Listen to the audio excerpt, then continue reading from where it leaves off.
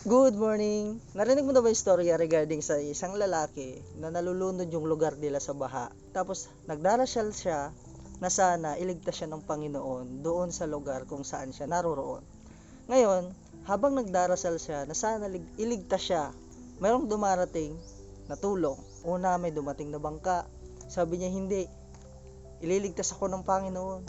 Sunod, may dumating ulit, rescue na. Sumabay ka na sa amin, sumakay ka na sa amin. Hindi. Nagdarasal ako. Ililigtas ako ng Panginoon. And a time goes by, habang nagdarasal siya at may dumarating na tulong na patuloy niyang tinatagyan, dumating yung time na hindi na siya nakaligtas. What is the moral of the story? Minsan sa buhay natin ganun din.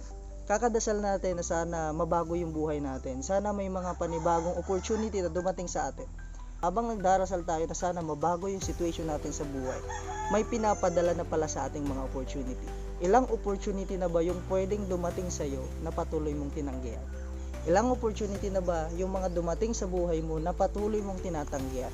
This is a sign for you. Kung nagdarasal ka ngayon na mabago yung buhay mo, tanungin mo rin muna sa sarili mo, ilan na bang opportunity na dumating sa akin na patuloy kong tinatanggihan dahil natatakot ako? Dahil naniniwala ako na darating din yung time na sasagutin yung panalangin ko. This is a reminder for you na maybe sinasagot na yung pinagdarasal mo, tinatanggihan mo lang. Question, pag dumating ba yung opportunity na sasagot sa pinagdarasal mo, i-claim mo ba or tatanggihan mo ulit? Comment PTS.